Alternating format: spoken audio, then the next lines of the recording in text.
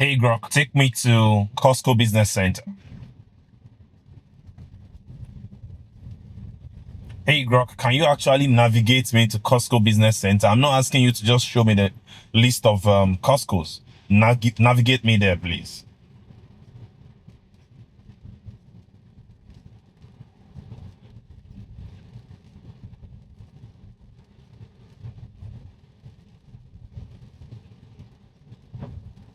Got it. Navigating to Costco Business Center. It's 4.9 kilometers away, about 20 minutes, arriving around 3:27 p.m. So can you also include in this navigation a ride home just after I leave the Costco Business Center? Thank you. No problem. Navigation to Costco Business Center is set. Safe trip.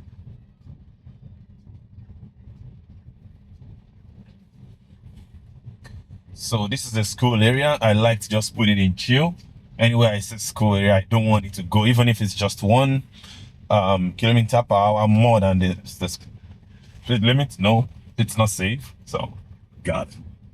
I'm not talking to you, Glock. So you guys might not see with the camera, but right there is a little pot, not something that will damage the car, but if I was the one in control, I am going to avoid it. But best believe, yeah, I know it's gonna run into it. 100%. I wasn't doubting that. So there's something that's been bothering me about the decision or the direction that Tesla is taking right now. It's not just like the push to Robo-Taxis. It's not just about them canceling autopilot, but then the assumption, the idea behind it. So basically, the assumption that, the future of electric vehicle is like a one-size-fits-all approach.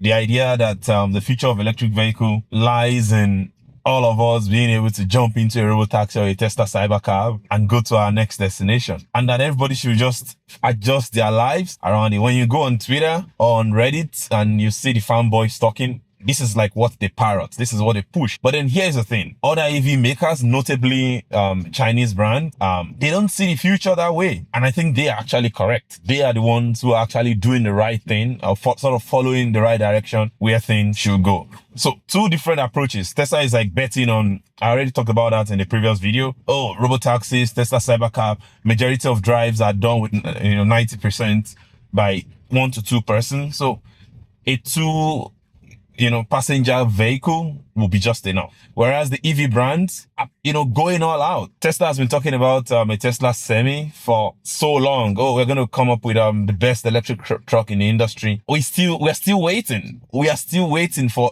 forget all the demos and whatnot. Actual sales, seeing it on the road, driving and becoming fully adopted.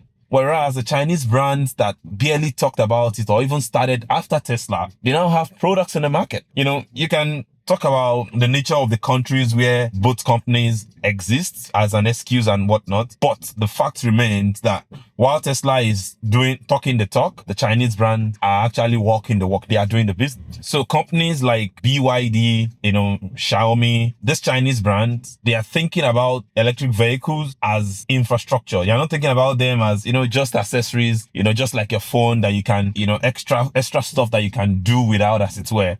They're thinking about them as things that are needed for like basic life. Right now, recently I saw a news that, what happened? Why are we gluing here? I'm going left. I'm going left at the turn. I'm going left at the light. Like I'm going left at the light and I have to take over now. And the car is kind of lining up here. Like you're going to block vehicles that should be going straight ahead. Anyway, that's another, now I have kind of caused, you guys might not be able to see, but okay, let me turn. You see this car now can't go. My fault, actually. Trying to clear more for them. Yeah. The guy was just going to go pin them down there. I sound like a broken record at this point, but these are the things that I see on a daily basis when I use this car that I say it's not ready for unsupervised yet. For what it is worth, it does very good. But in times like this is where you see, actually, there's still a little bit of fixing that needs to be done.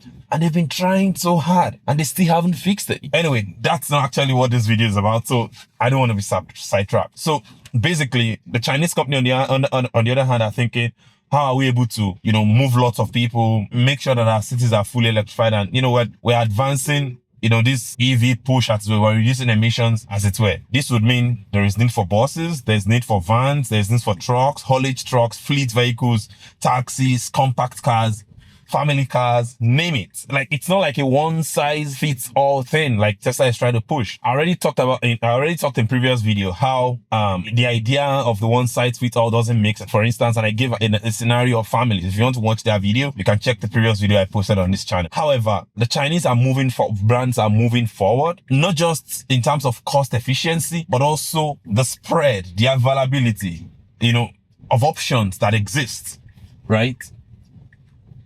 The availability of options that exists. For instance, recently, BYD just launched a double-decker electric bus. What would the double-decker electric bus like? Being able to take more passengers, support transit, and 700-kilometer range. Let's even say that, best case scenario estimate, to do run around for like most case scenarios for a couple of hours, if there's a big fleet, while some are charging, some are walking, and then, just the cycle goes on. So they are like pushing the envelope and coming up with new ideas. As much as I, like the Tesla brand, they are not doing that right now. They are completely betting on Optimus and AI, which, I don't want to give numbers, but I think it's still like a long ways off. And it's kind of sad when you think about it in that way. The Robo-Taxi will be good for like, dense urban areas. It makes sense why Waymo and all these autonomous vehicles are testing their cars, out in San Francisco, Austin, Texas, like big cities. It will work. Even here in Vancouver where I live, it will work. If you work for singles, it will work for like, just couples. So in the past, the car would sometimes even enter into this right to go into this lane, and then I will have to correct it. But good thing is done the right thing. So if you use it on a daily basis, unsupervised, you don't want that kind of uncertainty, right? So yeah, they are good for the occasional case uses, but then they do not replace utility vehicles. They do not replace family trips.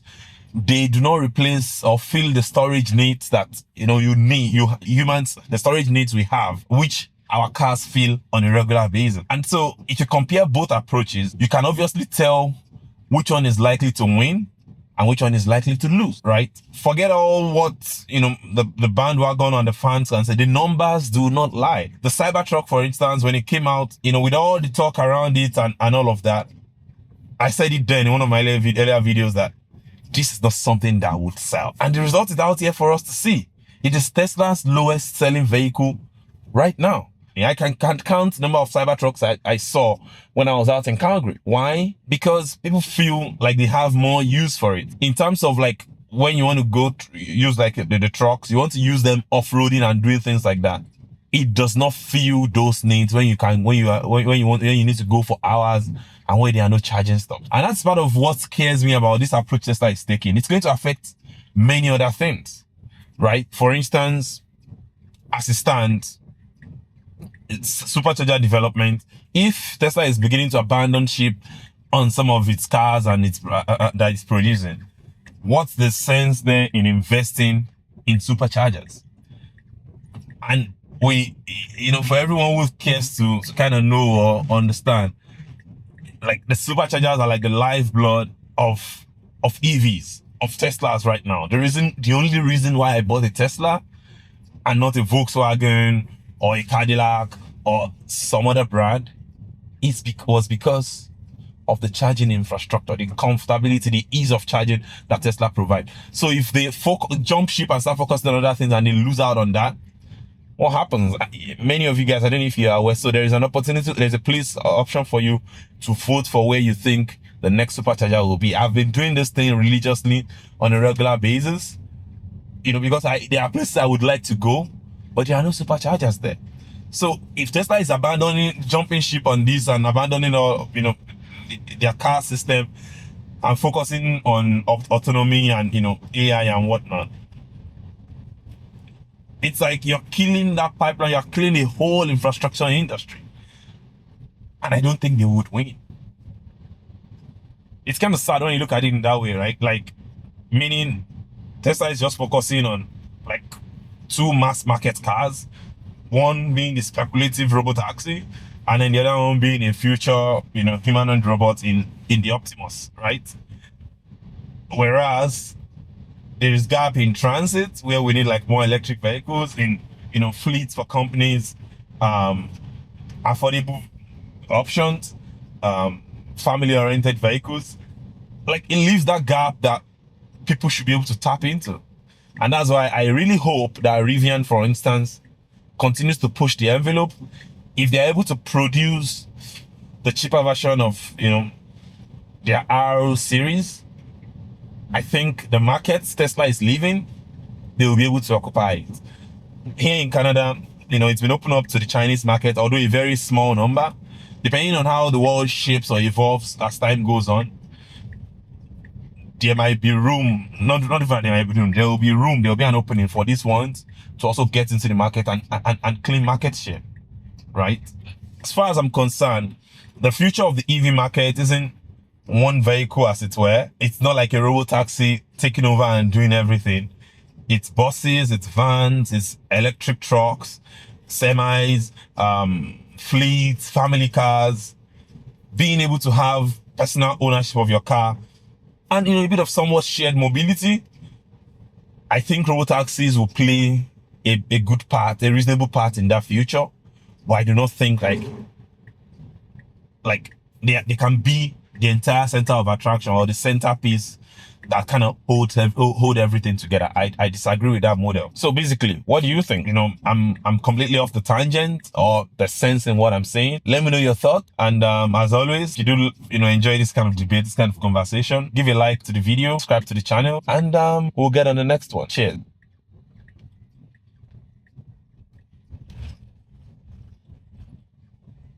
I'm just gonna watch the car do its kind of final thing. I don't know why it's going here. So not even like go like I should have. But anyway, just watch. We're going to Tesla to Costco there.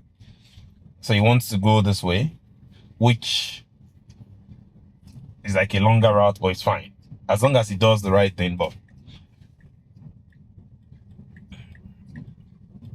this is like where their trucks deliver stuff for them.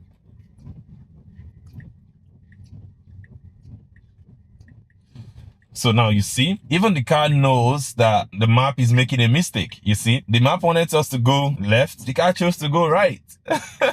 Okay, now I already chose parking lot. I wanted to find a spot. I think there are lots of empty spots today, so we shouldn't have to struggle. As a human, I already see a spot over there. But okay, brilliant. I can't fault this. Like I said, for what it does well, does it really well, I can't complain. Sorry, I said this is going to be an end of the video earlier on, but this is now the end of the video. I'll see you on the next one. Cheers.